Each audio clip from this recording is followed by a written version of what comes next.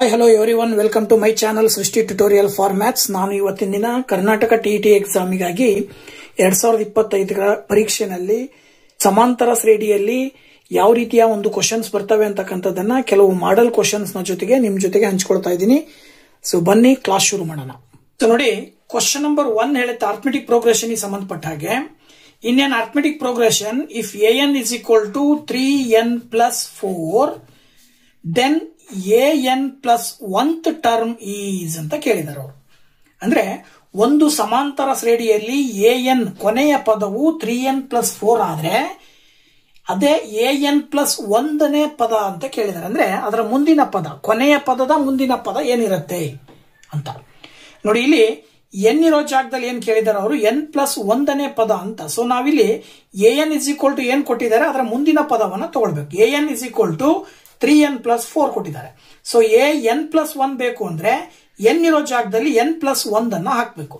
ಆಗ ನೋಡಿ ಇಲ್ಲಿ ಏನ್ ಬರುತ್ತೆ, 3 into n ಮಾಡಿದ್ರೆ 3n ಬರುತ್ತೆ, ಪ್ಲಸ್ 3 into 1 ಮಾಡಿದ್ರೆ 3 ಬರುತ್ತೆ, ಪ್ಲಸ್ 4. ಓಕೆನಾ. ನೆಕ್ಸ್ಟ್ ಇಲ್ಲಿ ಏನ್ ಮಾಡಬಹುದು ಅಂದ್ರೆ 3n ಪ್ಲಸ್ 3 plus 4 ಆಡ್ ಮಾಡಿದ್ರೆ ಆಕ್ಚುಲಿ ಏನ್ ಬರುತ್ತೆ, 7 ಬರುತ್ತೆ. ಅಂದ್ರೆ ಅಲ್ಲಿಗೆ 3n plus 7 ಅಂತಕ್ಕಂಥದ್ದು ಸರಿಯಾದ ಉತ್ತರ ಆಗಿರುತ್ತೆ. ಸೊ ದಟ್ ಆಪ್ಷನ್ 3ರಲ್ಲಿ ಇರ್ತಕ್ಕಂಥ ಉತ್ತರವನ್ನ ನಾವು ಆಯ್ಕೆ ಮಾಡಬಹುದು.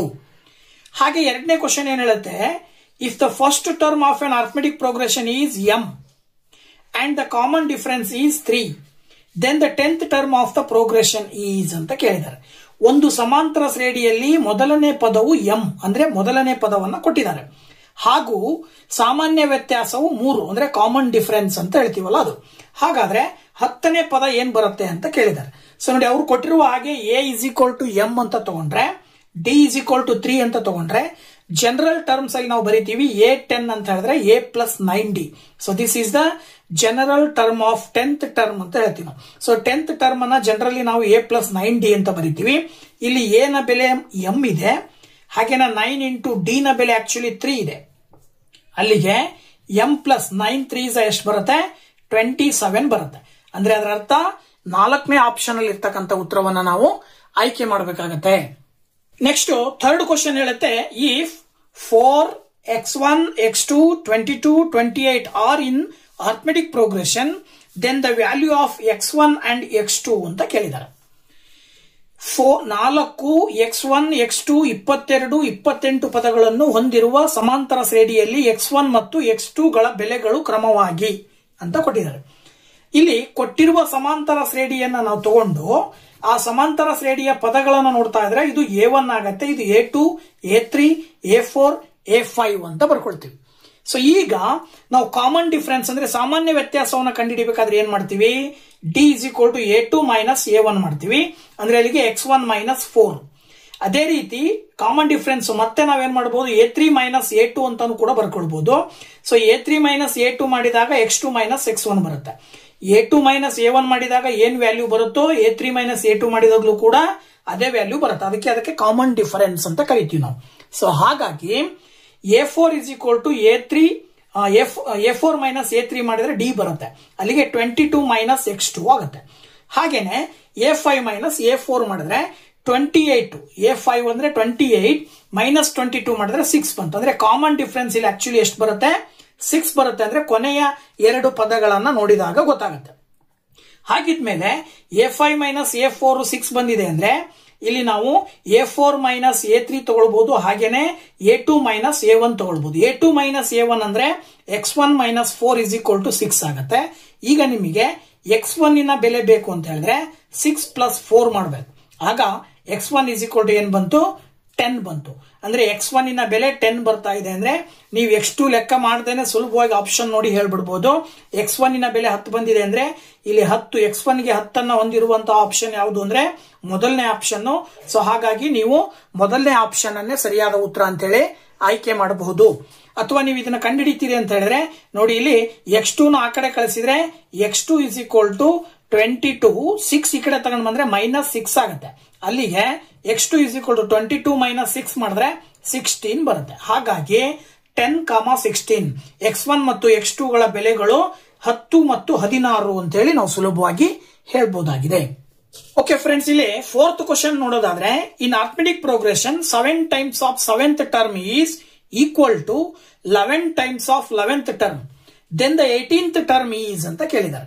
ಅಂದ್ರೆ ಒಂದು ಸಮಾಂತರ ಶ್ರೇಣಿಯಲ್ಲಿ 7ನೇ ಪದವು 7ನೇ ಪದದ 7ರಷ್ಟು, 7ನೇ ಪದದ 7ರಷ್ಟು 11ನೇ ಪದದ 11ರಷ್ಟಕ್ಕೆ ಸಮವಾಗಿದೆ. ಹಾಗಾದರೆ ಆ ಸಮಾಂತರ ಶ್ರೇಣಿಯ 18ನೇ ಪದ ಎಷ್ಟು ಬರುತ್ತೆ ಅಂತ ಕೇಳಿದ್ದಾರೆ.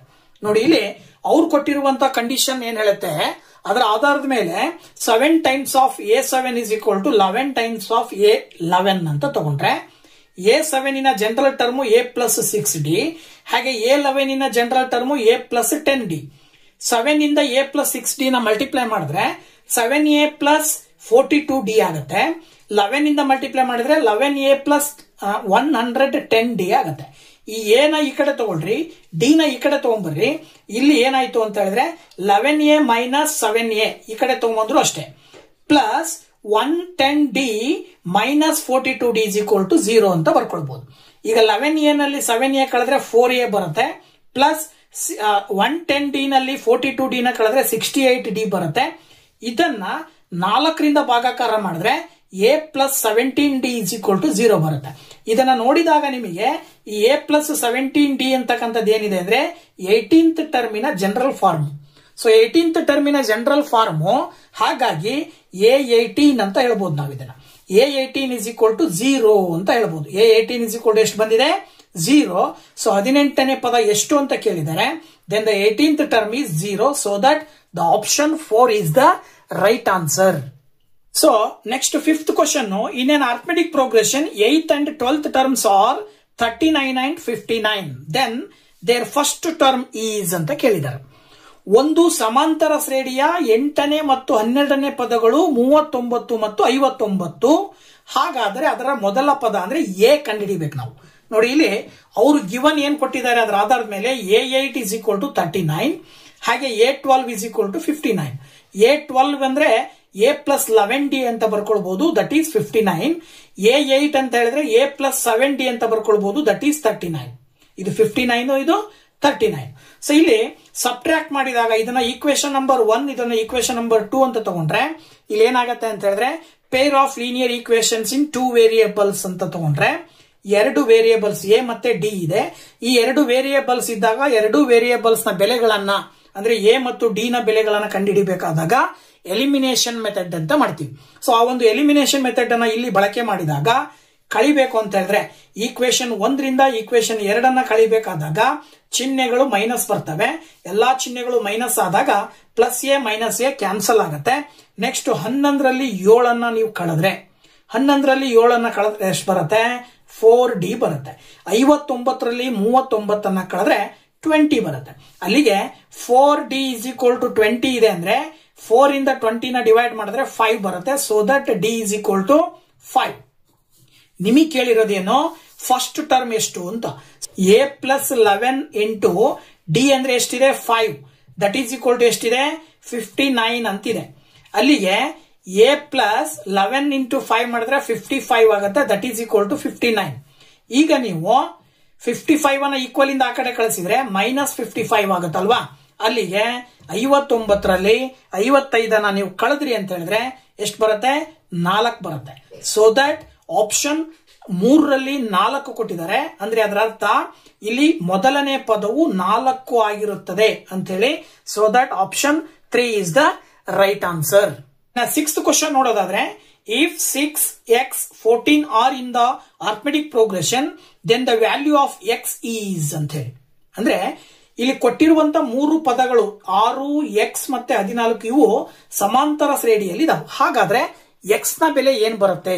ಸೊ ಇಲ್ಲಿ ಸಮಾಂತರ ಶ್ರೇಣಿಯಲ್ಲಿ ಇದಾವೆ ಅಂದ್ರೆ ಕಾಮನ್ ಡಿಫರೆನ್ಸ್ ಸೇಮ್ ಇರಬೇಕಂದ್ರೆ A2 ಮೈನಸ್ A1 ಮತ್ತೆ A3 ಮೈನಸ್ A2 ಸೇಮ್ ಬರಬೇಕು. ಅದರ ಆಧಾರದ ಮೇಲೆ A2 minus A1 is equal to A3 minus A2 ಅಂತ ತಗೊಂಡ್ರೆ A2 ಮೈನಸ್ A1 ಅಂದ್ರೆ 6 ಮೈನಸ್ 6 ಅಲ್ವಾ? x minus 6. ಅಲ್ಲಿಗೆ x minus 6 is equal to A3 minus A2 ಅಂತ ಹೇಳಿದ್ರೆ 14 minus x. So 14 minus x. ಈಗ x ಅನ್ನ ಒಂದ್ ಕಡೆ ತಗೊಂಡ್ರೆ ನೋಡಿ, ಇಲ್ಲಿ x ಇದೆ, ಪ್ಲಸ್ ಈ ಮೈನಸ್ ಎಕ್ಸ್ ಈ ಕಡೆ ಬಂದ್ರೆ ಪ್ಲಸ್ ಎಕ್ಸ್ ಆಗುತ್ತೆ. 14 6 ಈ ಕಡೆ ಬಂದ್ರೆ ಪ್ಲಸ್ 6 ಆಗುತ್ತೆ. ಅಲ್ಲಿಗೆ ಎಕ್ಸ್ ಪ್ಲಸ್ ಎಕ್ಸ್ ಮಾಡಿದ್ರೆ 2x ಬರುತ್ತೆ, 14 ಪ್ಲಸ್ 6 ಮಾಡಿದ್ರೆ 20. ಸೊ 2ರಿಂದ 20 ಭಾಗಾಕಾರ ಮಾಡಿದ್ರೆ ಎಕ್ಸ್ ನ ಬೆಲೆ ಏನ್ ಬರುತ್ತೆ 10. ಅಂದ್ರೆ ಇಲ್ಲಿ ಈ ಸಮಾಂತರ ಶ್ರೇಣಿಯಲ್ಲಿ ಎಕ್ಸ್ ನ ಬೆಲೆಯು 10 ಆಗಿರುತ್ತೆ. ಹಾಗಾಗಿ ಆಪ್ಷನ್ 1ರಲ್ಲಿ ಆ ಒಂದು ಆನ್ಸರ್ ನ ಕೊಟ್ಟಿದ್ದಾರೆ. So that is the right answer ಅಂತ ಹೇಳಿ ನಾವು ಹೇಳಬಹುದು. ನೆಕ್ಸ್ಟ್ ಕ್ವಶನ್ ನಂಬರ್ 7 ಹೇಳುತ್ತೆ, how many 2 digit numbers are divisible by 4 ಅಂತ ಹೇಳಿ. ಅಂದ್ರೆ 4ರಿಂದ ಭಾಗವಾಗುವ 2 ಅಂಕಿಯ ಸಂಖ್ಯೆಗಳೆಷ್ಟು ಅಂತ ಕೇಳಿದ್ದಾರೆ. ತುಂಬಾ ಸುಲಭವಾಗಿ ಇದಕ್ಕೆ ಆನ್ಸರ್ ಹೇಳ್ಬೋದು ನೀವು. 2 ಅಂಕಿಯ ಸಂಖ್ಯೆಗಳು ಪ್ರಾರಂಭ ಆಗೋದು ಎಲ್ಲಿಂದ? 10ರಿಂದ. ಸೊ 10ರಿಂದ ಪ್ರಾರಂಭ ಆದ್ರೆ 4ರಿಂದ ಭಾಗ ಆಗೋ ಸಂಖ್ಯೆ 10ರಿಂದ ತಗೊಂಡ್ ಬಂದ್ರೆ 12 ಪ್ರಾರಂಭದ ಸಂಖ್ಯೆ ಆಗಿರುತ್ತೆ. 4 3 12. ಹಾಗಾಗಿ ಮೊದಲನೇ ಸಂಖ್ಯೆ 12 ಆಗಿರುತ್ತೆ. ಆದ್ರೆ ನೆಕ್ಸ್ಟಿನ ಸಂಖ್ಯೆಗಳನ್ನ ನೀವು ಅದಕ್ಕೆ 4 ಆಡ್ ಮಾಡಿ ಬರೀತಾ ಹೋದ್ರೆ ಆಯ್ತು. ಸೊ 12ಕ್ಕೆ 4 ಸೇರಿಸಿದ್ರೆ 16, 16ಕ್ಕೆ 4 ಸೇರಿಸಿದ್ರೆ 20, 20ಕ್ಕೆ 4 ಸೇರಿಸಿದ್ರೆ 24. ಹಿಂಗೆ ಹೇಳ್ತಾ ಹೋದ್ರೆ ಕೊನೆಯ ಸಂಖ್ಯೆ 2 ಅಂಕಿಯ ಕೊನೆಯ ಸಂಖ್ಯೆ ಆಕ್ಚುಲಿ 99. ಸೊ 99 4ರಿಂದ ಭಾಗ ಆಗಲ್ಲ, 98 ಕೂಡ 4ರಿಂದ ಭಾಗ ಆಗಲ್ಲ, ಹಾಗೆ 97 ಕೂಡ ಭಾಗ ಆಗಲ್ಲ. ಅಂದ್ಮೇಲೆ 96 4ರಿಂದ ಭಾಗ ಆಗತ್ತೆ. ಹಾಗಾಗಿ ಕೊನೆಯ ಪದ 96 ಅಂತ ನಾವು ಕನ್ಸಿಡರ್ ಮಾಡಬಹುದು. ಅಲ್ಲಿಗೆ ಮೊದಲನೇ ಪದವನ್ನ ನಾವು ಎ ಅಂತ ತಗೊಳ್ತೀವಿ, ದಟ್ ಈಸ್ ಈಕ್ವಲ್ ಟು 12. ಹಾಗೇನೆ ಕಾಮನ್ ಡಿಫರೆನ್ಸ್ ಬೇಕು ಅಂದ್ರೆ ಎರಡನೇ ಪದದಲ್ಲಿ ಮೊದಲನೇ ಪದವನ್ನ ಕಳಿಬೇಕು. a2 ಮೈನಸ್ a1 ಮಾಡಿದ್ರೆ 16 ಮೈನಸ್ 12 ಈಸ್ ಈಕ್ವಲ್ ಟು 4 ಬರುತ್ತೆ. ಸೊ ನೀವು ಕಂಡುಹಿಡಿಬೇಕಾಗಿರೋದು ಏನು ಅಂತ ಹೇಳಿದ್ರೆ ಎನ್ ಎಷ್ಟು ಸಂಖ್ಯೆಗಳು ಅಂತ ಕೊಟ್ಟಿರೋದ್ರಿಂದ ಎನ್ ಅನ್ನ ಕಂಡುಹಿಡಿಬೇಕು. ಸೊ ನಿಮಗೆ ಎನ್ ಫಾರ್ಮುಲಾ ಬರುತ್ತೆ. nth ಟರ್ಮ್ ಅನ್ನ ಫೈಂಡ್ ಔಟ್ ಮಾಡ್ಲಿಕ್ಕೆ ಒಂದು ಫಾರ್ಮುಲಾವನ್ನ ಏನ್ ಬಳಸ್ತೀವಿ, ಆ ಫಾರ್ಮುಲಾ ಹೇಳುತ್ತೆ an is equal to a plus n minus 1 into D ಅಂತ ಹೇಳಿ. ಸೊ ಅಲ್ಲಿ an ಅಂತ ಹೇಳಿದ್ರೆ ಕೊನೆಯ ಪದ ಕೊಟ್ಟಿದ್ದಾರೆ 96, ಅಂದ್ರೆ ನಾವೇ ಬರ್ಕೊಂಡು ತಗೊಂಡಿದೀವಿ. ಅದರ ಆಧಾರದ ಮೇಲೆ an ಬೆಲೆ 96, ಮೊದಲನೇ ಪದ 12 ಆಗತ್ತೆ, ಪ್ಲಸ್ ಎನ್ ಕಂಡುಹಿಡಿಬೇಕು, ಮೈನಸ್ 1 ಇಂಟು ಡಿ ಬಂದ್ಬಿಟ್ಟು 4 ಬರ್ತಾ ಇದೆ. ಅಲ್ಲಿಗೆ ಇದನ್ನ ಸುಲಭ ರೂಪದಲ್ಲಿ ತಗೊಂಡು ಬಂದ್ರೆ ನೋಡಿ, ಇಲ್ಲಿ 96ಕ್ಕೆ 12 ಕಳಿಬೇಕು, ದಟ್ ಈಸ್ ಈಕ್ವಲ್ ಟು ಇಲ್ಲಿ ಎನ್ ಮೈನಸ್ 1 ಇಂಟು 4 ಬರುತ್ತೆ. ಓಕೆನಾ? ಸೊ ಈಗ ಏನ್ ಮಾಡಬಹುದು, 96ರಲ್ಲಿ 12 ಕಳೆದ್ರೆ 6ರಲ್ಲಿ 2 ಹೋದ್ರೆ 4, 9ರಲ್ಲಿ 1 ಹೋದ್ರೆ 8.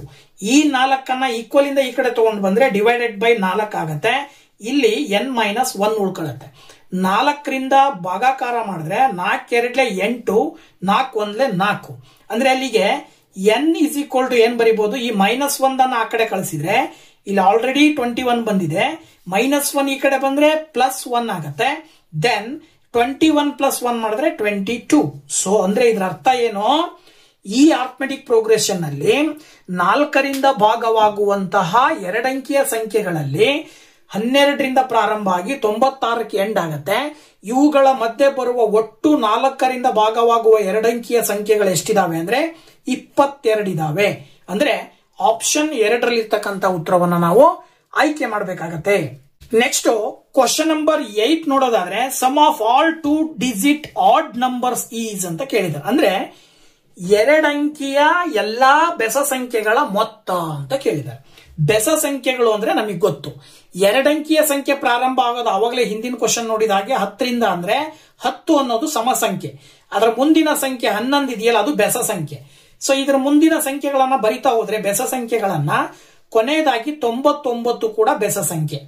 ಇದು ಆರ್ಥಮೆಟಿಕ್ ಪ್ರೋಗ್ರೆಷನ್ ಅಲ್ಲಿ ಇರುತ್ತೆ. ಸೊ ಇಲ್ಲಿ ನಾವು ಮೊದಲನೇ ಪದವನ್ನ 11 ಅಂತ ತಗೊಂಡ್ರೆ ಕಾಮನ್ ಡಿಫರೆನ್ಸ್ ಇದರಲ್ಲಿ ಇದನ್ನ ಕಳಿಬೇಕು. a2 ನಲ್ಲಿ a1 ಕಳೆದ್ರೆ 2 ಬರುತ್ತೆ. ಮೊದಲು ನಾವು ಎನ್ ಕಂಡುಹಿಡ್ಕೊಳ್ಬೇಕು, ಆಮೇಲೆ ಮೊತ್ತವನ್ನ ಕಂಡುಹಿಡಿಯಕ್ಕೆ ಸಾಧ್ಯ. ಅಂದ್ರೆ ಎಷ್ಟು ಪದಗಳಿದಾವೆ ಅನ್ನೋದು ಬೇಕು ನಮಗೆ. ಅಂದ್ರೆ ಒಟ್ಟು 2 ಅಂಕಿಯ ಬೆಸ ಸಂಖ್ಯೆಗಳು ಎಷ್ಟು ಅನ್ನೋದು ಬೇಕು ನಮಗೆ. ಸೊ ಅದ್ರ ಪ್ರಕಾರ an is equal to a plus n minus 1 into D, ಹಿಂದಿನ ಲೆಕ್ಕವನ್ನು ಮಾಡಿದ ಹಾಗೇನೆ an ಅಂತ ಹೇಳಿದ್ರೆ 99, a ಅಂದ್ರೆ 11 plus n minus 1 into D ಅಂದ್ರೆ 2. ಸೊ 11 ಈ ಕಡೆ ತಗೊಂಡ್ ಬಂದ್ರೆ ಮೈನಸ್ 11 ಆಗುತ್ತೆ, ದಟ್ ಈಸ್ ಈಕ್ವಲ್ ಟು 88. ಈ 2 ಈ ಕಡೆ ಬಂದ್ರೆ ಡಿವೈಡೆಡ್ ಬೈ 2 ಆಗುತ್ತೆ, that is equal to 44. Minus 1 ಈ ಕಡೆ ತಗೊಂಡ್ ಬಂದ್ರೆ ಪ್ಲಸ್ 1 ಆಗುತ್ತೆ. ಅಲ್ಲಿಗೆ ಎನ್ ಇಸ್ ಈಕ್ವಲ್ ಟು 45. ಅಂದ್ರೆ 2 ಅಂಕಿಯ ಸಂಖ್ಯೆಗಳಲ್ಲಿ ಒಟ್ಟು ಇರುವ ಬೆಸ ಸಂಖ್ಯೆಗಳೆಷ್ಟು ಅಂದ್ರೆ 45. ಸೊ ಈಗ ಏನ್ ಮಾಡ್ಬೇಕು, ನಾವು ಮೊತ್ತ ಕಂಡುಹಿಡಿಯಬೇಕು. ಅರ್ಥಮೆಟಿಕ್ ಪ್ರೋಗ್ರೆಷನ್ ನಲ್ಲೇ ಮೊತ್ತ ಕಂಡುಹಿಡಿಯಲಿಕ್ಕೆ ಮತ್ತೊಂದು ಸೂತ್ರ ಬರುತ್ತೆ. SN = n/2 × a + l. L ಅಂದ್ರೆ ಲಾಸ್ಟ್ ಟರ್ಮು, ಎ ಅಂದ್ರೆ ಫಸ್ಟ್ ಟರ್ಮು, ಎನ್ ಅಂದ್ರೆ number of term divided by 2. So S45 ನಮಗೆ ಇಲ್ಲಿ ಬಂದಿರುವಂತಹ 45 ಅನ್ನ ಇಲ್ಲಿ ಅಪ್ಲೈ ಮಾಡಿದ್ರೆ ಎ ಬಂದ್ಬಿಟ್ಟು 11, ಹಾಗೇನೆ ಎಲ್ ಲಾಸ್ಟ್ ಟರ್ಮ್ ಎಷ್ಟು 99. ಅಲ್ಲಿಗೆ 45 ಡಿವೈಡೆಡ್ ಬೈ 2 × 11ಕ್ಕೆ 9 ಕೂಡಿದ್ರೆ 110 ಬರುತ್ತೆ. ಸೊ 2ರಿಂದ 110 ಭಾಗಾಕಾರ ಮಾಡಿದ್ರೆ 2 5 10, 2 5 10. ಅಲ್ಲಿಗೆ ನೀವು 45 × 55 ಗುಣಾಕಾರ ಮಾಡಬೇಕು. ಸೊ 45 × 55 ಗುಣಾಕಾರ ಮಾಡಿದ್ರೆ 2475 ಬರುತ್ತೆ. ಅಂದ್ರೆ 2 ಅಂಕಿಯ ಎಲ್ಲಾ ಬೆಸ ಸಂಖ್ಯೆಗಳನ್ನ ಕೂಡಿಸಿದ್ರೆ 2475 ಬರುತ್ತೆ. ಸೊ ಆಪ್ಷನ್ 1ರಲ್ಲಿ ಆ ಒಂದು ಉತ್ತರವನ್ನು ಕೊಟ್ಟಿರೋದ್ರಿಂದ ನಾವು 1ನೇ ಆಪ್ಷನ್ ಅನ್ನ ಸೆಲೆಕ್ಟ್ ಮಾಡಬಹುದು. ಓಕೆನಾ? ಸೊ ಇಲ್ಲಿ ಸಮಾಂತರ ಶ್ರೇಣಿಗೆ ಸಂಬಂಧಪಟ್ಟಂತಹ ಕ್ವಶನ್ಸ್, ಕೆಲವು ಮಾಡೆಲ್ ಕ್ವಶನ್ಸ್ ಅನ್ನ ನಿಮ್ ಜೊತೆ ಇಷ್ಟೋ ತನಕ ಹಂಚ್ಕೊಂಡಿದ್ದೀನಿ. ಸೊ ಇದೇ ರೀತಿ TET ಎಕ್ಸಾಮ್ಗೆ ಬೇರೆ ಕಂಟೆಂಟ್ ನೊಂದಿಗೆ ನೆಕ್ಸ್ಟ್ ವಿಡಿಯೋದಲ್ಲಿ ಬರ್ತೀನಿ. ಇಲ್ಲಿ ತನಕ ವಿಡಿಯೋ ನೋಡಿದ್ದಕ್ಕೆ ತಮ್ಮೆಲ್ಲರಿಗೂ ಕೂಡ ಥ್ಯಾಂಕ್ಸ್. ಬಾಯ್ ಬಾಯ್.